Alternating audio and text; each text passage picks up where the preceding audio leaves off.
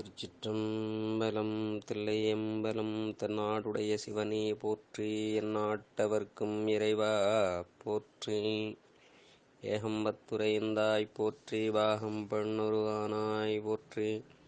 காவாய் கனகத்திரளே போற்றி. கைலை மலையானே போற்றி போற்றி. திருச்சிற்றம்பலம். உலகெலாம் உணர்ந்து ஓதற்கரியவன் நிலவுலாவிய நீர்மலிவேணியன் அலகில் சோதியின் நம்பலத்தாடுவான் மலர் சிலம்படி வாழ்த்தி வணங்குவாம். கைலாய பரம்பரையில் சிவஞான போத நெறிகாட்டும் வெண்ணை பயில் வாய்மை மேகண்டான் சந்ததிக்கோர் மெய்ஞான பானுவாகி குயிலாரும் பொழில் திருவாவடுதுறை வாழ் குரு நமச்சிவாய தேவன் சைலாதி மரபுடையோன் திருமரபு நீடூழி தழைக மாதோ. அரைசனே அன்பர்க்கடியனே என்னுடைய அப்பனே ஆவியோடாக்கை புரைபுரை கனிய பூந்து நின்றுரைக்கு பொய்யுருள் கடந்த மெய்ச்சுடரே திரைவரா வண்ணம் அமுதத்தென் கடலே திருப்பெருந்துரை உரை சிவனே உரை உணர்வு இறந்து நின்று உணர்வதோர் உணர்வே யான் உன்னை உரைக்குமாறு உணர்த்தே.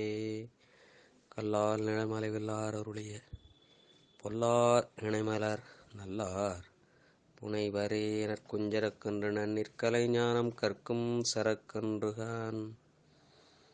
திருச்சிற்றம்பலம். எல்லாம் வல்ல ஆடல் வல்லான் திருவருளும் குருவருளும் முன்னின்றருள் செய்ய அடியேனை சென்னீரில் ஆட்படுத்தி ஆசிரியர் பெருமக்களுடைய திருவிடைத்தாமர்களுக்கு முதற்கண் வணக்கங்களை தெரிவித்துக் கொண்டு இசைஞானியார் குழுமத்தில் உள்ள அனைத்து அடியார் பெருமக்களுடைய திருவிடைத்தாமர்களுக்கு அடிவனுடைய மனம் மொழிமைகளால் வணக்கங்களை தெரிவித்துக் கொண்டு உமாவதி சிவனார் இயற்றிய போற்றி பகருடை நூலினை தொடர்ந்து நாம் சிந்தித்து வருகின்ற வேளையிலே நேற்றைய பாடத்தில் 8ஆம் கண்ணி வரை சிந்தித்திருக்கின்றோம். இன்று 9வது கண்ணியை உமாவதி சிவனாருடைய குருபூசை நன்னாளாம் அருமையாக நமக்கு ஒரு வாய்ப்பு. இந்த பிறவியில் அந்த குருபூசையை ஒட்டி நாம் போற்றி பகருடைய சிந்திக்கின்ற வேளை 9வது கண்ணியை அவருடைய குருவருள் துணை கொண்டு தொடர்ந்து சிந்திக்க முற்படுவோம். 7, 8, 9, 10 என்று ஒவ்வொரு கண்ணியை சிந்திக்கும் பொழுதும் முன்னுள்ள கண்ணியையும் அதற்கு அடுத்து உள்ளதையும் ஓரளவுக்கு பொருத்தி பார்த்து கொண்டு சென்றால்தான் அது கொஞ்சம் பொருத்தமாக இருக்கும்.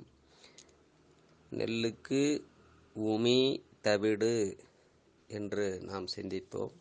அதுபோல இன்று 7ஆம் கண்ணியையும் 8 சிந்திக்கின்ற கண்ணியாக 9 அதை தொடர்ச்சியாக அடுத்த ஒரு வரி இப்படி இருந்தால் நாம் அதை சிந்திப்பதற்கு சரியாக இருக்கும்.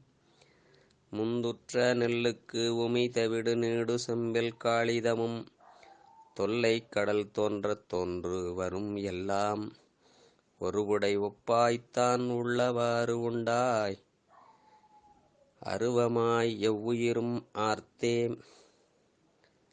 உருவுடைய மாமணியை உள்ளடக்கும் மானாகும் வன்னிதனை தான் நடக்கும் காட்டத் தகுதியும் போல் ஞானத்தின் கண்ணை மறைத்த கடிய தொழில் ஆணவத்தால் என்னும் செயல் மாண்ட எவ்வுயிர்க்கும் என்று இங்கே 9வது கண்ணியை மட்டும் பார்த்தால் உருவுடைய மாமணியை உள்ளடக்கும் மானாகும் வன்னிதனை தான் அடக்கும் காட்டத் தகுதியும் போல். நாம் ஆணவ மலத்தை ஏற்கனவே நாம் சிந்தித்திருக்கின்றோம். அது அதோமுகா சக்தி என்கின்ற வகையிலே அது கீழ்நோக்கு சிந்தனையை ஆன்மாக்களுக்கு உருவாக்குகின்ற அந்த நிலையிலே இருக்கும். மிகுந்த வலிமை உடையது. பெருமானுடைய திருவருளாலன்றி அதை அடக்க முடியாத நிலை. அவ்வளவு வலிமையுடையதாக இருப்பதால் தான் அம்பலவான பெருமான் தன்னுடைய காலின் கீழே வைத்து ஊன்றிய திருப்பாதத்தின் கீழ் வைத்து அதை அடக்குகின்ற நிலை. எனவே நமக்கு இந்த பிறப்பை அறுப்பதற்கு, இந்த ஆணவ மலத்தினுடைய ஆற்றலை குறைப்பதற்குத்தான் இத்துணை பிறவிகள் ஆகுகின்றன. ஒவ்வொரு பிறவியிலும் பயிற்சி கொடுத்து இறைவன் நம்மை மேல்நோக்கு சிந்தனையை கொஞ்சம் கொஞ்சமாக அறிவுறுத்தி ஒன்றாய் உடனாய் வேறாய் இருந்து நமக்கு அருள் செய்கின்ற பெருமான் நமக்கு சிவபுராணத்தில் கூட அவன் அந்த சொரூப லட்சணம், தடத்த லட்சணம் எல்லாம் நாம் சிந்தித்திருப்போம். அவன் அளவு நிலையை கடந்த அந்த பெருமான் நமக்காக கருணையோடு இறங்கி வந்த நிலை. அதில் அல்லல் பிறவி அறுப்பானே ஓ என்று சொல்லுவோம். அது ஓ அப்படி வராது. அல்லல் பிறவி அறுப்பானேயோ என்று அதை படிக்க வேண்டும் என்று சென்னிப்பனார் ஐயா அவர்கள் உணர்த்தினார்கள். அல்லல் பிறவி அறுப்பானேயோ என்று அதை படிக்க வேண்டுமா. அப்படி நம்மளுக்கு இந்த பிறவியை அறுத்தலுக்காக இறைவன் இந்த ஒன்றதாய் அநேக சக்தியோடதாய் இருக்கின்ற இந்த ஆணவ மலத்தினுடைய ஆற்றலை குறைப்பதற்காக நமக்கு இத்துணை பணிகளை பெருமான் உடன் இருந்து நமக்காக அருள் செய்கின்றான். அது உருவுடைய மாமணியை உள்ளடக்கும் மானாகும். அந்த மாணிக்க மணியை, மாமணியை பாம்பானது தன்னுடைய நஞ்சுடைய வாயினுள் அடக்கி வைத்திருக்கின்ற நிலை. வடிவுடைய பெரிய மாணிக்க மணியை நஞ்சுடைய வாயினுள் அடக்கிய பெரிய நாகப்பாம்பை போலவும், வன்னிதனை தான் அடக்கும் காட்ட தகுதியும் போல் என்று பாடலில் உள்ளது. இந்த மரத்தில் ஒரு மரமானது பச்சையாக இருக்கின்ற வரைக்கும் அதில் உள்ளே நெருப்பு இருப்பது தெரியாது. அதை வெட்டி ஒருவேளை அந்த மரம் காய்ந்து விட்டால் அதை எடுத்து விறகாக்கினால் அந்த விறகுக்குள் நெருப்பு இருப்பதால் தான் அது நெருப்பு வைத்தவுடனே அது பற்றி கொள்கின்றது.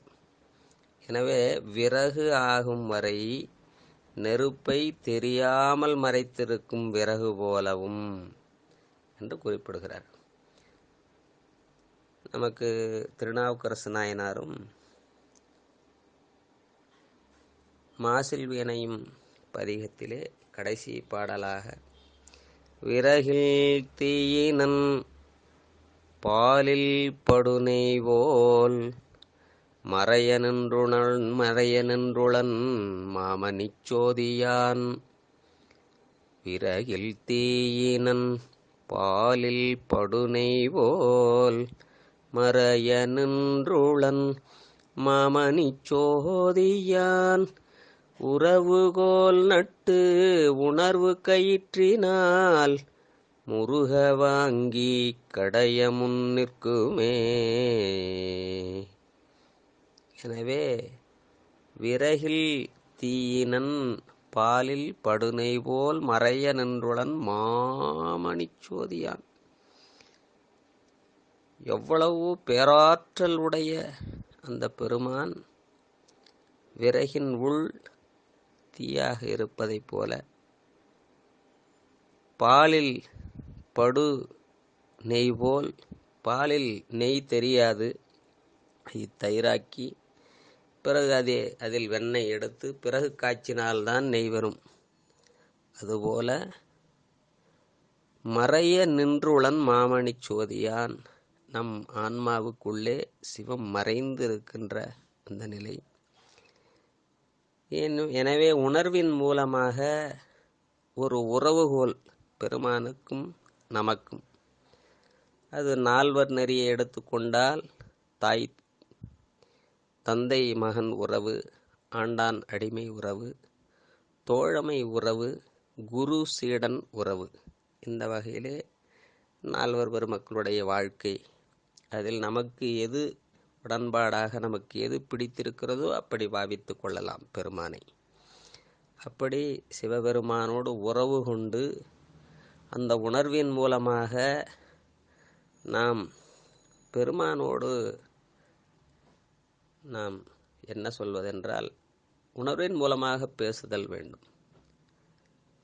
அப்படி உறவுகோல் நட்டு உணர்வு கயிற்றினால் முருக வாங்கி கடைய முன் நிற்கும், குருநாதனாக வந்து நிற்கும் பெருமான் காட்சி கொடுப்பார். எனவே அதுபோல இங்கே இந்த ஆணவ மலம் அந்த நஞ்சுடைய வாயினுள் அடக்கிய மாணிக்கமணி அடக்கிய பெரிய நாகப்பாம்பை போல உள்ளது. வன்னிதனை தான் அடக்கும் காட்ட தகுதியும் போல் விறகாகும் வரை நெருப்பை தெரியாமல் மறைத்திருக்கும் விறகு போலவும். எனவே விறகு ஆனால்தான் அதில் நெருப்பு வெளிப்படும். அப்படி நம்முடைய ஞானத்தின் கண்ணை மறைத்தது இந்த கடிய தொழில் ஆணவம். எனவே உயிருடைய ஞானத்தை மறைத்து அஞ்ஞானத்தை விளைவிப்பது இந்த ஆணவ மலம். நாம் செய்கின்ற தீமையான செயல்களுக்கு எல்லாம் இந்த ஆணவ மலம்தான் காரணம். எனவே அஞ்ஞானம் தன்னை அகல்விக்கும் நல்லறிவே என்று மணிமொழியார் திருவாசகத்திலே பாடுவார். எனவே இந்த அஞ்ஞானம் நீங்கி ஞானம் பெறுதல்தான் நம்முடைய நோக்கம். அப்படி இந்த ஆணவ மலம் நம்மிடம் தீய செயல்களுக்கெல்லாம் அடிப்படையாக இருந்து பல்வேறு செயல்பாடுகளை செய்ய வைக்கின்ற நிலையிலே நாம் திருவருளோடு கூடி இந்த ஆணவ மல சேர்க்கையை நீக்கி பேரானந்த நிலையை பெற வேண்டும். இந்த நிலையிலே நாம் அடுத்த கண்ணியை அடுத்த வகுப்பில் தொடர்ந்து சிந்திப்போம். திருச்சிற்றம்பலம். தில்லையம்பலம். தென்னாடுடைய சிவனே போற்றி, எந்நாட்டவர்க்கும் இறைவா போற்றி. வான்முகில் வழாது பெய்க, மலிவளம் சுரக்க, மன்னன் கோன்முறை அரசு செய்க, குறைவிலாது உயிர்கள் வாழ்க, நான்மறை அறங்கள் ஓங்க, நற்றவம் வேள்வி மல்க, மேன்மைகொள் சைவ நீதி விளங்குக உலகமெல்லாம். திருச்சிற்றம்பலம். உமாபதி சிவனார் திருவடிகள் போற்றி போற்றி.